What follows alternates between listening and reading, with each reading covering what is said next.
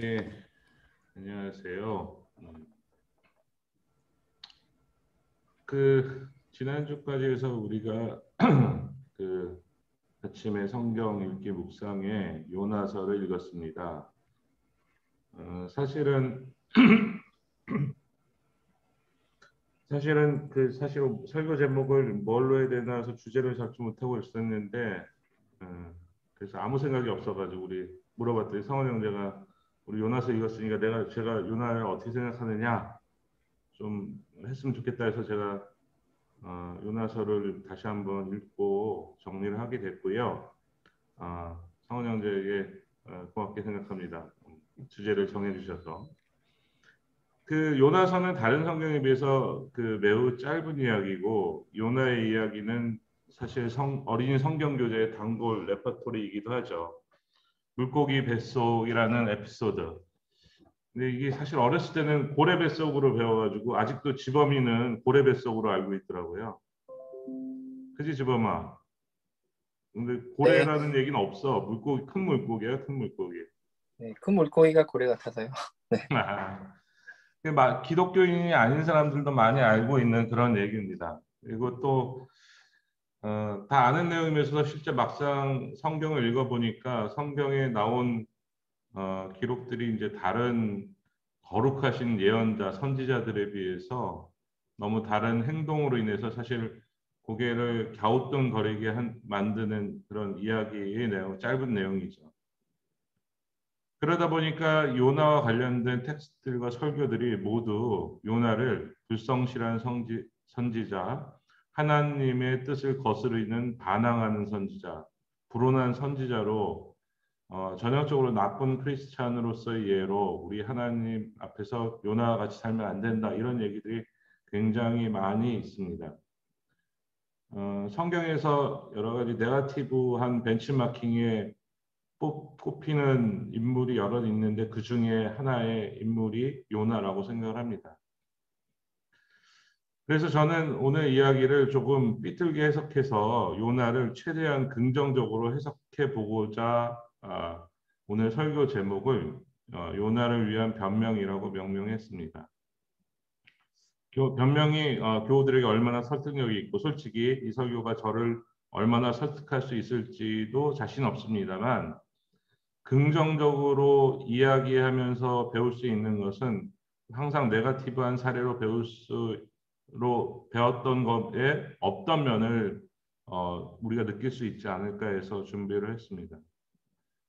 요나서는 간략히 요약하면 사실 뭐 이런 얘기죠. 1장에서는 하나님이 니느웨에 가서 죄악이 하나님 앞에 이르렀다라고 선언을 해라라고 하나님이 명령하셨는데 요나가 가기 싫어서 멀리 피해 달아나다가 결국 잡혀서 물에 빠지게 된 이야기. 하나님이 2장에서는 그런 요나를 물고기 뱃속에 가두고 3일간 지내면서 요나의 회개와 구원을 바라는 간구하는 기도문. 그다음에 3장에서 다시 뱃속에서 나온 요나가 니느웨에 가서 하나님의 말씀을 간단하게 전했는데 니느웨 사람들이 모두 회개하고 하나님께 돌아간 이야기. 4장에서는 니느웨를 용서하시는 하나님이 못마땅해서 화가 난 요나가 넝쿨 밑에서 그늘막에 누워 있는데 하나님이 넝쿨을 없애니까 요나에게 요나가 죽고 싶다고 짜증을 내고 요나에게 마지막으로 전하는 하나님의 말씀 이렇게 간단한 에피소드로 구성되어 있습니다. 세부 내용들은 거의 대부분 아실 테고 좀 더 디테일하게 보면 일단 요나 선지자는 성경에 나오는 다른 선지자의 다른 면들을 많이 살펴볼 수 있습니다. 다른 면들이 굉장히 많습니다. 일반적으로 다른 성경, 지금 우리가 호세아서를 읽고 있는데, 뭐 아모스, 뭐 이사야 이런 예언서 선지자들 이야기들을 보면 주로 하나님의 말씀을 선지자의 입을 통해서 전하는 말씀들이 기록되는 데 반해서 요나서는 짧기도 하지만 그 내용이 거의 요나의 행동과 행위 위주, 어떤 활동을 했나 위주로 되어 있습니다. 요나가 말한 내용도 별로 거의 없고요. 거의 2장의 그 물고기 뱃속에서 한 기도문 위에는 거의 대부분이 요나의 행위에 초점이 맞춰져 있습니다. 1장에서 그 요나가 하나님을 피해서 도망가다가 배가 폭풍에 휘말려서 남판 직전에서 선원들한테 잡혀가죠. 잠자다가 잡히죠. 근데 이제 선원들이 넌 누구야? 도대체 이런 폭풍 죽음을 앞둔 상황에서 그 배 밑창에서 혼자 누워서 잘 생각을 하냐? 이런 물음에 요나서가 1장 9절에 이렇게 얘기합니다. 나는 히브리 사람이요 하늘에 계신 주 하나님과 바다와 육지를 지으신 그분을 섬기는 사람이요라고 대답합니다. 제가 그 몇몇 구절을 성경 구절 4장까지 다 얘기하는 게 아니라 요나가 주로 했던 말, 언어를 중심으로 설명해 드릴 텐데요. 두 번째는 또 3장에 나옵니다. 3장에는 하나님이 지시한 대로 니느웨 사람들을 선포를 합니다. 40일만 지나면 니느웨가 무너진다. 라는 얘기가 간단한 얘기가 나오고 또 마지막 4장에서 2절에서 3절까지 해서 이렇게 하나님께 얘기하죠. 내가 고국에 있을 때 이렇게 될 것을 이미 말씀드리지 않았습니까? 내가 서둘러 스페인으로 달아난 것도 바로 이것 때문입니다. 하나님은 은혜로우시며 자비로우시며 좀처럼 노하지 않으시며 사랑이 한없는 분이셔서 내리시던 재앙마저도 거두실 것임을 알고 있었기 때문에 이제는 이런 것들을 하는 하나님에 대해서 제발 제 목숨을 나에게서 거둬 주십시오. 이렇게 사느니 차라리 죽는 것이 낫겠습니다라고 얘기를 합니다. 이런 요나가 했던 말들에 대해서를 중심으로 설명을 하도록 하겠습니다. 1장에서 선원들이 너는 누구인가에 대한 요나의 대답이 처음에 인상적이고요. 정확한 자기의 신앙 고백입니다. 히브리 사람이고 하늘에 계신 주 하나님, 바다와 육지를 지으신 그분을 섬기는 사람이요라고 명쾌하고 신앙 고백적이며 자기 정체성을 명확하게 이야기하는 사람이었습니다. 그는 하나님을 섬기는 사람이라는 이런 고백은 요나가 망설이는 스타일도 아니고 또 직진하는 스타일을 볼 때 전혀 거짓이 없는 진실한 고백이라고 할 수 있습니다. 과연 우리는 당신은 누구냐라고 했을 때 요나와 같이 나는 하나님을 섬기는 사람이요 라고 당당하게 고백할 수 있겠습니까? 더욱이 식사 테이블이나 뭐 차 테이블에서 고상한 질문이 오가는 이런 환경이 아니라 폭풍으로 죽음이 임박한 상황에서 자칫 잘못하면 이 모든 고난의 원인 제공자라는 비난과 폭력적인 행위가 예상되는 상황에서 이러한 답변은 요나의 선지자의 진심이 묻어나는 답변이라고 생각합니다. 요나는 이러한 당당한 고백과 함께 나를 바다에 던지시오. 그러면 바다가 잔잔해질 것이다 라는 말을 합니다. 그러면서 바다에 던져지게 되고 폭풍은 잠잠해지게 되고 그로 인해서 자신들 각자의 자기 신들에게 이방 신들에게 기도했던 모든 사람들이 주님을 섬기기로 약속을 하게 되죠. 요나는 선원들의 목숨이 위태로워진 것에 대해서 자기의 책임을 회피하지 않았습니다. 자기의 목숨을 챙기기 위해서 거짓말도 하지 않았고요. 또 실제 자기의 생명을 내던짐으로써 선원들의 목숨을 구하고 그 사람들을 하나님 앞으로 돌아서게 하였죠. 사실 요나의 우리가 선입관과 다른 부정적인 말들을 제거하고 그냥 이 배위의 사건만으로 보면 요나는 거룩한 하나님의 순교자이죠. 자기 책임을 회피하지도 않았고 신앙 고백을 했고 또 자기 목숨을 내던졌고 그로 인해서 많은 사람들이 생명의 삶과 하나님 앞으로 돌아오는 그런 역사가 일어나게 된 것이죠. 요나는 인간적인 약점도 많은 사람입니다. 화가 많은 사람이고 특히 또 이스라엘 민족을 특히 사랑하고 조국의 번영을 꿈꾸는 사람이기도 하고 또 겁도 별로 없었습니다. 그래서 목숨도 내줬고 하나님한테도 들이댈 정도로 단편적인 어떤 사람이었던 것 같습니다. 그러면서도 또 한편으로는 하나님의 성품과 이런 것에 대해서 어느 누구보다도 더 잘 이해하고 하나님의 뜻도 이해하는 그런 선지자였죠.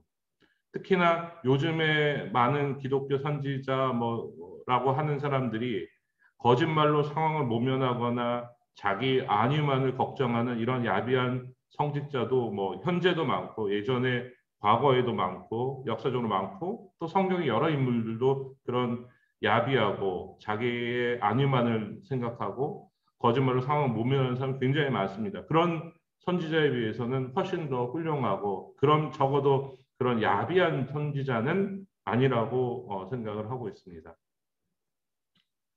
근데 그럼에도 불구하고 성경을 해석하는 많은 사람들이 너무나도 요나를 부정적인 시각으로 바라봅니다.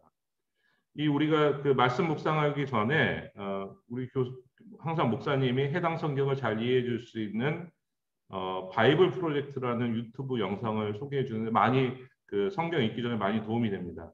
근데 이 요나서와 관련된 이 영상에서도 요나를 소개할 때 어떻게 소개하냐면 요나서 이외에 요나가 등장하는 게 11개에 나온다. 11개 14장하고 14장 23절에서 25절에 나오는데 그 당시에 왕이 여로보암 2세입니다. 근데 진짜 나쁜 왕이고 하나님의 정말 불의한 아주 최악의 왕 중에 하나인데 이 영상에서는 어떻게 하냐면 이 나쁜 정말 사악한 이 여로보암을 요나는 당신은 하나님 편입니다라고 아첨하는 선지자로 표현합니다. 그리고 그 반대에는 그 당시에 다른 선지자인 아모스 선지자를 대비합니다. 아모스 선지자는 여로보암 2세에 대해서 하나님께서 당신을 심판하실 것이다라는 메시지를 전달한 걸로 나옵니다. 그래서 여로보암 그러니까 열왕기에 보면 여로보암이 나쁜 왕을 두고 한쪽에 요나라는 선지자는 하나님은 당신 편입니다라고 아첨하는 선지자로 표현을 하고 아모스는 심판을 얘기하는 거룩한 선지자로 이렇게 대비를 해놓습니다.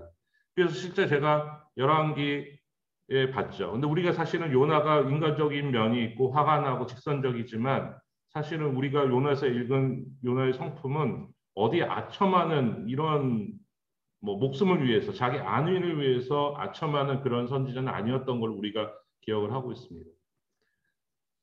그래서 실제로 그 아모스 열왕기상을 한번 보면 열왕기하를 볼까요? 제가 한번 보겠습니다. 열왕기하를 보면 사실 그런 내용이 없습니다. 네.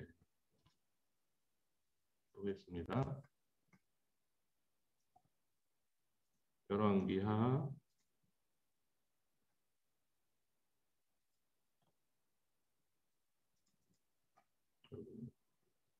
23장 잠깐만요.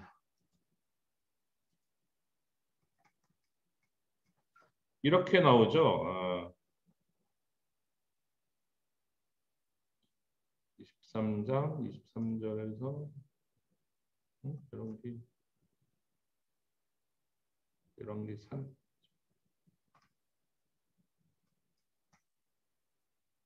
상인데 어디 갔지?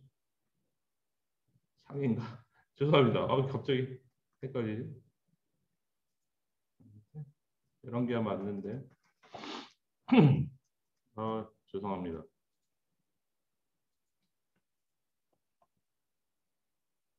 14장이구나. 14장. 14장에 이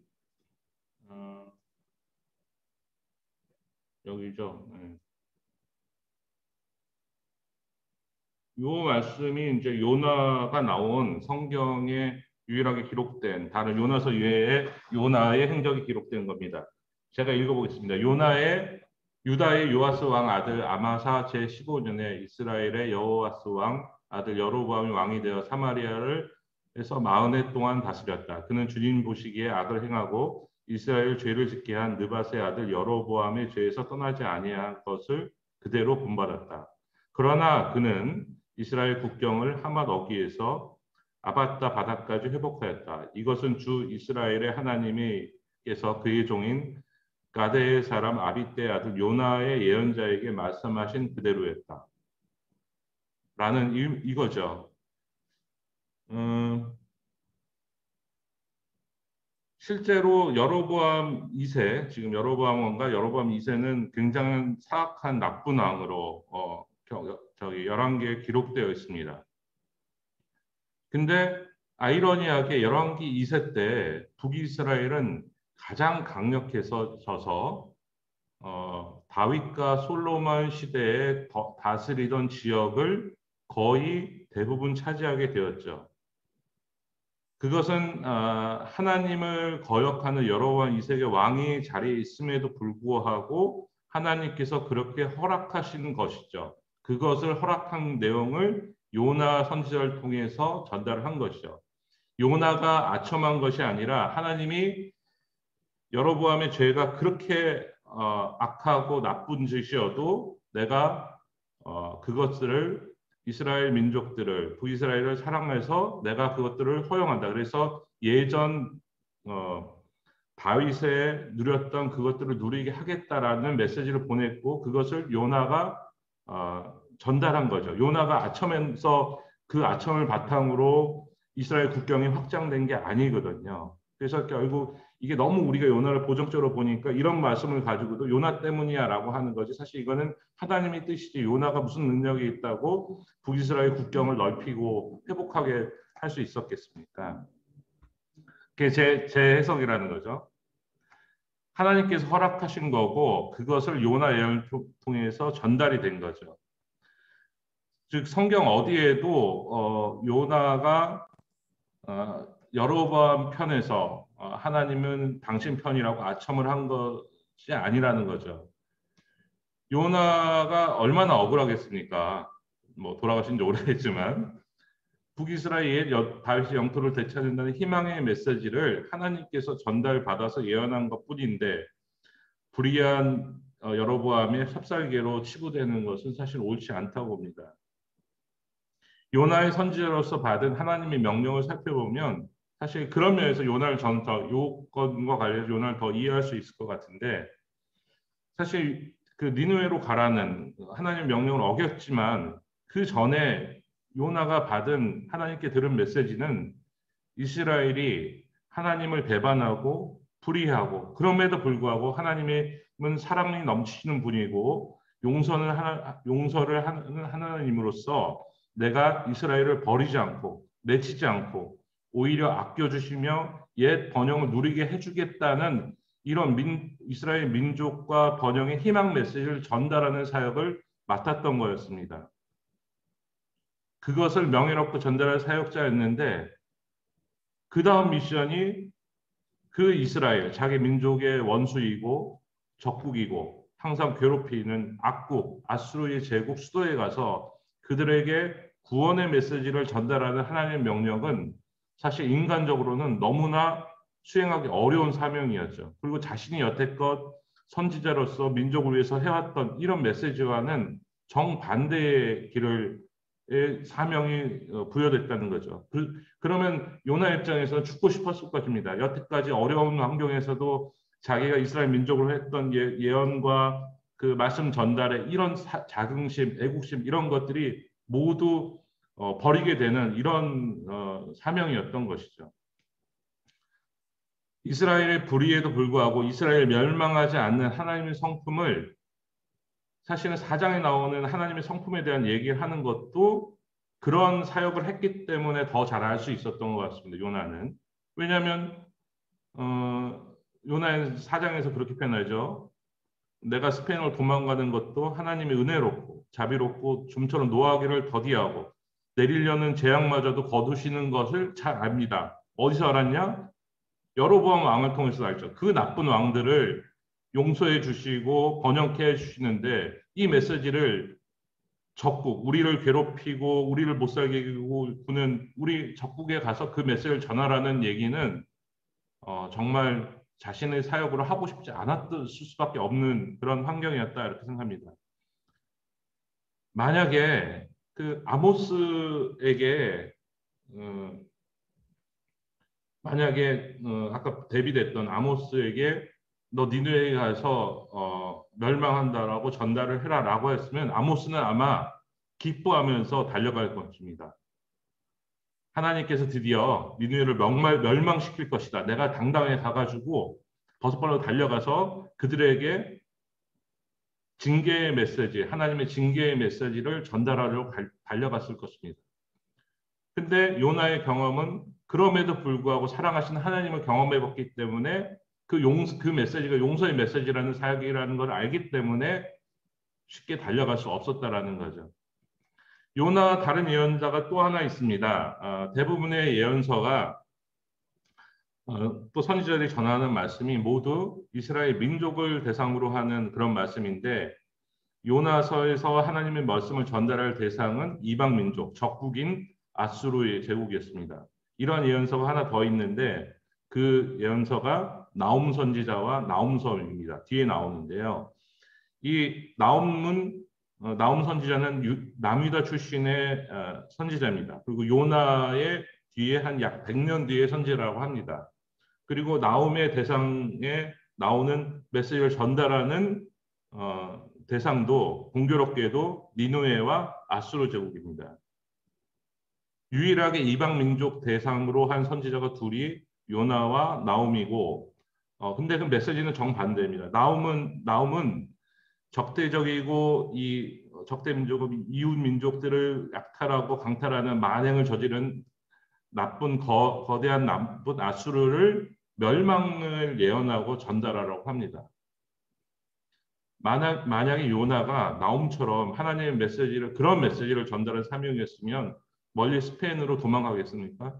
자기 목숨도 여러 번 내놓고 죽고 싶다고 할 정도로 목숨을 두려워하지 않는 요나는 만약에 나움과 같은 메시지를 받았으면 당장 달려가서 그 메시지를 전달했을 거라고 생각합니다. 더욱이 뭐 역사적으로 알고 있다시피 요나 이후에 사실 요나의 북이스라엘을 이제 하나님께서 용서해 주는 이 아수르 제국 니누의 사람들이 사실 한 100년 뒤에는 이 요나가 아꼈던 자기 민족인 북이스라엘을 결국 멸망을 시켰죠. 하나님의 징계를 거두지 아니하였으면 그의 백성, 그의 이웃들이 폭행당하고 수탈당하고 멸망당하지 않고 하는데 왜 하나님께서는 왜 그렇게 오지랖이 넓으셔서 자신들의 민족뿐만 아니라 이방 백성까지 사랑하셔서 자기의 백성들, 자기의 이웃들, 자기의 가족들이 처참하게 만드시는지 그 당시 히브리 어떤 민족의 세계관으로서는 도저히 이해할 수 없었을 거라고 생각합니다.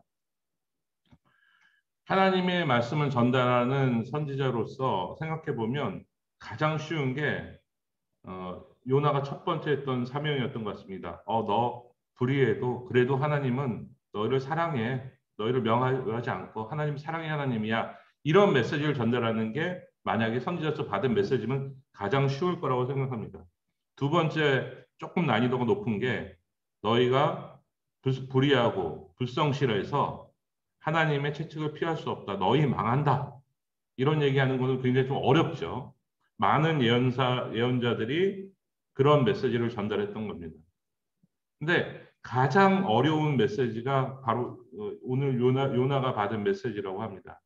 자기 민족을 약탈하는 저 악의 세력들한테 가서 그럼에도 불구하고 너희가 악행을 저질렀음에도 불구하고 하나님은 너희를 용서하시고 사랑하신다라는 메시지를 전달하는 게 사실은 미션의 난이도로 보면 가장 어렵다라고 생각하고 가장 하기 싫어한 메시지라고 생각을 합니다.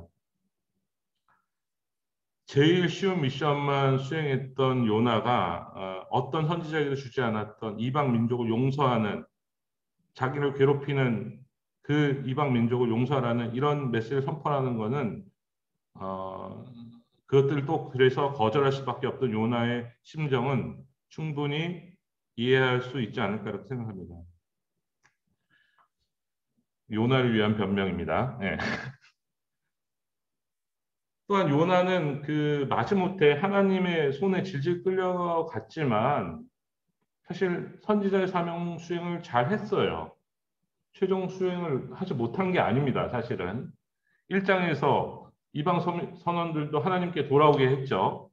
3장에서는 하나님의 말씀을 선포했고 그로 인해서 니누의 성에 있는 백성들과 하다못해 짐승들까지 베옷을 입고 자기의 악행을 멈추고 나쁜 길에서 돌아서게 했습니다. 결과적으로 물론 많이 하나님이 도와주시고 하나님의 능력이지만 요나 선지자가 결국 해야 됐던 미션들은 사실 완벽하게 수행을 했던 거죠. 일을 잘못한 건 아니었어요. 또한 2장에는 뭐 오늘은 저 2장의 요나의 기도에 대해서는 뭐 언급하진 않겠는데 그 요나의 회개 기도는 그 어떤 기도 부분보다 굉장히 훌륭합니다. 흠잡을 수 없는 기도입니다. 제 오래된 기억에 보면 옛날에 목사님께서 이 요나의 기도와 관련해서 몇 번 나눠서 설교를 해주시지 않으셨나요? 그죠? 안 들려요. 안 들립니다. 요나서 성경 공부를 예전에 했었죠. 네. 그 요나의 기도에 대해서 굉장히 긍정적이고 좋게 표현하시지 않으셨나요? 저도 그렇게 아닙니다. 요나의 기도를 굉장히 부정적으로 아, 그래요? 아, 죄송합니다. 사람들이 요나를 요나가 변명하다 보니 그래서 진심으로 회개했다고 다들 이야기하는데 회개한 게 아니다라고 그때 그래요? 이야기를 했죠. 제가 요나를 변명하다 보니까 죄송합니다. 기억이 잘못됐습니다. 그 마지막으로 이제 문제가 많은 요나의 모습이 나오는 4장, 4장을 살펴보도록 하겠습니다. 4장에서는 이제 하나님께 대들죠, 요나가. 하나님께는 은혜로워서 뭐 자비로우셔서 재앙을 멈췄을 때에 하나님께 이제 이렇게 사느니 차라리 죽여주십시오라고 합니다. 충분히 심정적으로도 이해가 되죠. 하나님의 재앙이 멈춰서 다시 니느웨가 살아났고 그 결과로 인해서 자신의 가족 이스라엘 백성들이 온갖 수탈과 핍박을 받게 되었고 그것이 사실을 보면 자신이 하나님의 뜻을 제대로 수행했기 때문에 그 결과로 이어지는 거였죠. 사람들이 많이 이것들을 편협한 애국심 때문에 니느웨가 부흥하는 곳을 못 보겠다라는 생각으로 지극히 인간적이고 편협한 애국심에 사로잡힌 선지자라고 낙인 찍지만 사실 그로 인해서 자기 민족이 여자들이 뭐 겁탈당하고 끌려가고 죽임을 당하고 이런 꼴을 보는데 사실 그것들을 편협한 애국심이라고 쉽게 치부할 수는 없을 것이라고 생각합니다. 또 그 많은 사람들이 그 요나를 쉽게 비판하면서 이렇게 결론을 이렇게 얘기해요. 하나님 뜻과 자신의 뜻이 합치되지 않았을 때는 자신의 의지와 생각을 버리고 하나님의 뜻을 구하고 쫓아야 된다. 굉장히 쉽게 이렇게 결론은 항상 요나서의 결론을 내리는 게 일반적인 얘기입니다. 근데 말씀드렸듯이 그런 자기 행동과 말씀 선포로 인해서 결론적으로 니느웨 사람들이 뭐 포로 당하고 끌려가고 핍박당하고 자기 여인들이 겁탈당하고 죽임당하고 뭐 이런 꼴을 본다면서 그게 단순히 편협한 애국심 때문이라고 쉽게 얘기할 수도 없고 또 이게 또 이게 많은 사람들이 쉽게 하나님과 자신의 뜻이 합치되지 않을 때 하나님의 뜻을 따라야 된다 뭐 이렇게 쉽게 결론 내는 것도 사실 쉽게 동의하기 어렵습니다. 아까 말씀드린 역사적으로 사실 이 회개 이후에 니느웨가 계속 가지 않고 결국 이스라엘을 침범하고 결국 이스라엘은 멸망하게 된 거죠.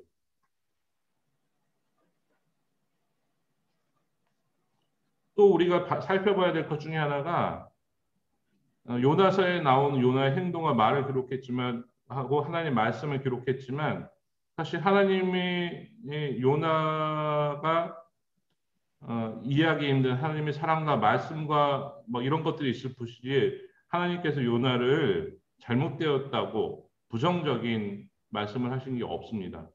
요나서뿐만 아니라 다른 신약 성경에서도 예수님이 몇 번 언급하시는데 요나를 그렇게 나쁘게 평가하지 않습니다. 우리가 현재 비판하는 것처럼 부정적인 선지자로 얘기하지 않습니다.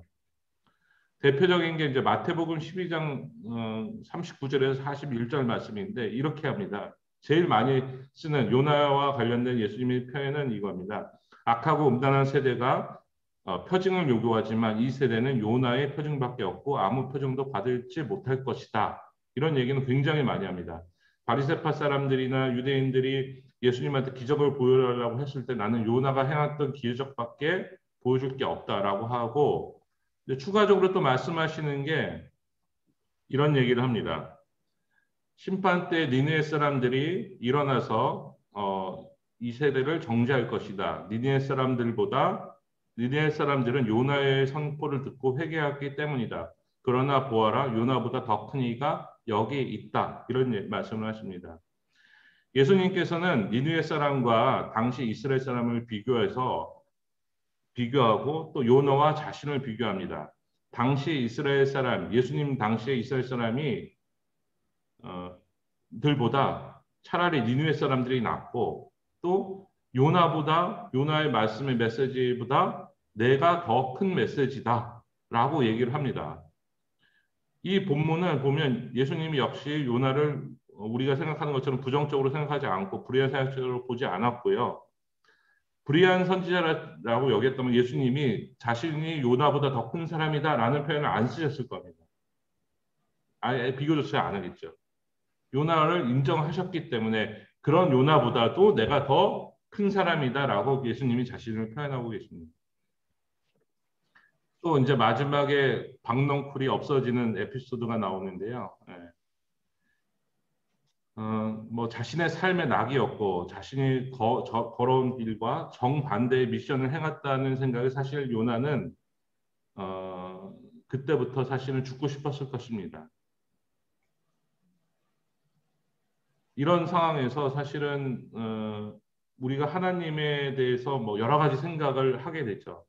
이거는 마찬가지로 모든 요나뿐만 아니라 예수님도 그랬던 것 같아요. 예수님도 십자가 앞에서 이런 표현을 하시죠. 주여 어찌하여 나를 버리시나이까? 라는 인간적인 한탄과 고민을 내뱉었던 것처럼 요나 역시 하나님의 큰 뜻을 이해할 수 없었던 인간의 한계를 드러나게 된 것이고, 또 그 한계를 드러냄으로써 하나님의 말씀, 대응이 나오죠. 하나님의 크신 사랑이 역설적으로 나타나게 되는 거라는 거죠. 요나가 차라리 죽고 싶다고 할 거는 단순히 그늘막이 없어졌기 때문만이 아니라 온갖 악행을 저지른 저 불의의 세력들에게 평화를 허락하시고 본인 그 하나님의 말씀을 전하려고 온갖 고생을 한 자신에게는 조그만한 작은 평안도 허락하지 않은 상황이 너무 화가 나는 상황이라는 거죠. 근데 이런 이런 화남은 부정하다고 저는 생각할 수 없고, 이런 화남은 인간적이고 자연스럽고 뭐 나쁘지 않다라고 생각을 합니다. 요나만 그런 게 아니죠. 믿음의 선지라고 하는 엘리야 역시도 하나님께 화를 내고 하나님께 죽여달라고 고백을 합니다.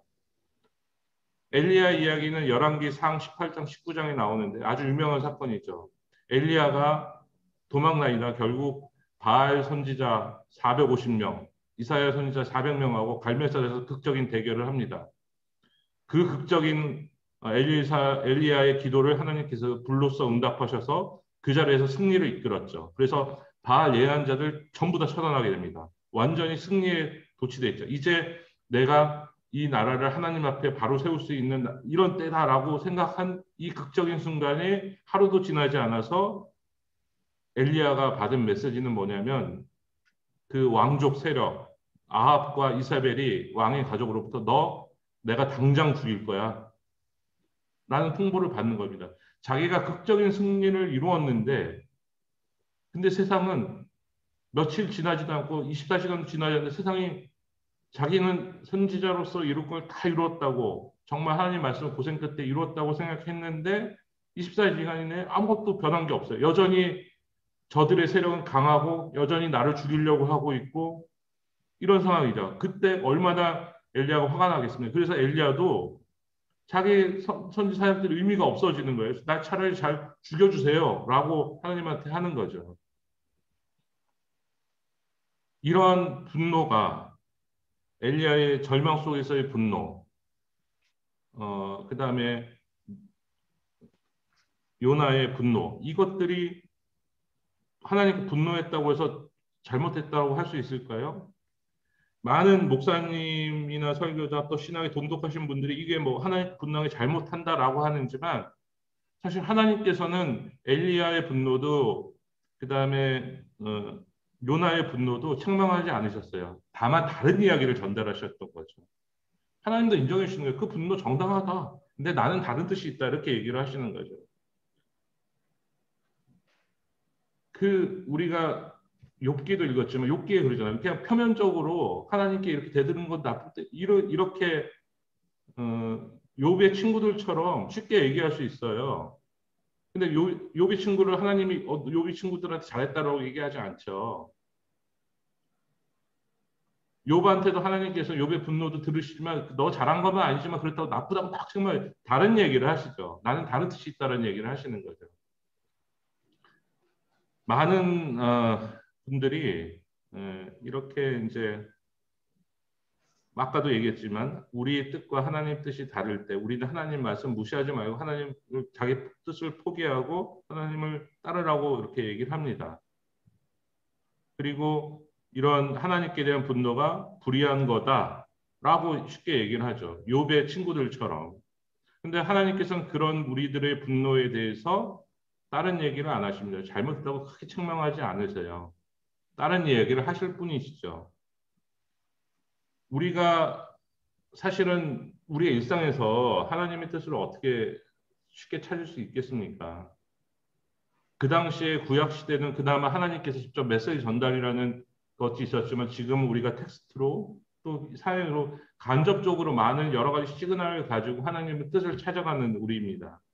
근데 이게 뭐 오히려 쉽게 이게 하나님 뜻이야 뭐 라고 교조적으로 어떤 문자적으로 어떤 틀에 박힌 걸로 하나님 우리가 이해하기 어려운 더 넓은 하나님의 뜻을 우리의 조그만 사고 틀 우리의 문자 틀에 이렇게 좀 옮겨 담으면서 이게 하나님 뜻이야 이게 하나님 나라야라고 포장하면서 행동하는 게 오히려 더 위험하지 않을까라는 생각이 듭니다. 저는 오히려 요나처럼 사는 게 나쁘지 않다고 생각합니다. 요나가 불성실하다고 생각하지 않아요. 자기가 뭐 하나 뜻이 맞았을 때는 하고 자기가 이해할 수 없을 때는 자기의 의지를 표현하고 또 때로는 분노하고 그런 과정에서 하나님께서 어떤 대응을 해주시고 그러면서 하나님 큰 뜻을 알아가는 거지 문자 그대로 다 어떤 틀에 딱 고정된 욥의 친구들처럼 그럴싸한 말들 막 틀린 말은 아니지만 계속 그렇게 하는 것이 오히려 죽어있는 신앙이지 않을까.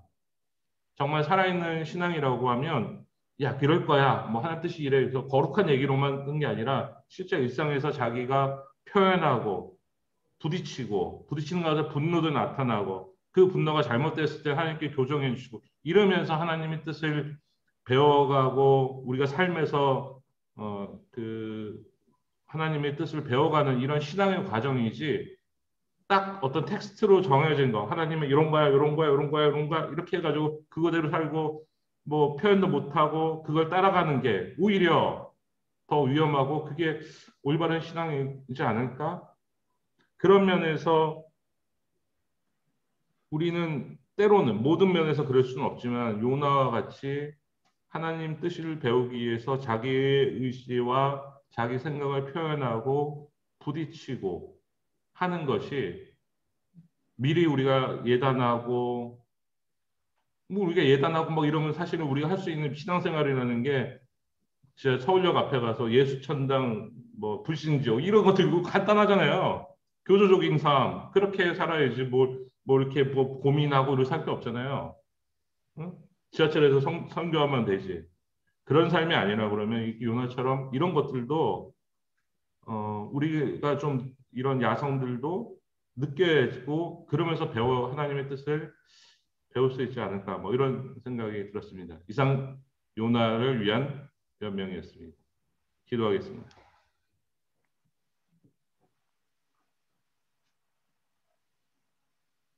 살아계신 하나님, 하나님은 살아계셔서 우리의 삶에 역사하시고 주관하신다고 믿습니다. 우리가 사는 세상이 하나님 뜻을 이해하기 어렵고 우리 생각에는 잘못되어 간다는 것들도 많이 느낍니다. 그런 과정에 저희가 그러려니 하는 것이 아니라 하나님께 묻고 부딪히며 대답하면서 반응하면서 하나님의 뜻을 배워가고 그것들을 우리 몸에 체험해 나가는 그런 우리 교우들이 될 수 있도록 하나님께서 큰 은혜를 내려 주시옵소서. 이 모든 말씀 우리 주 예수님의 이름으로 기도드립니다. 아멘. 아멘.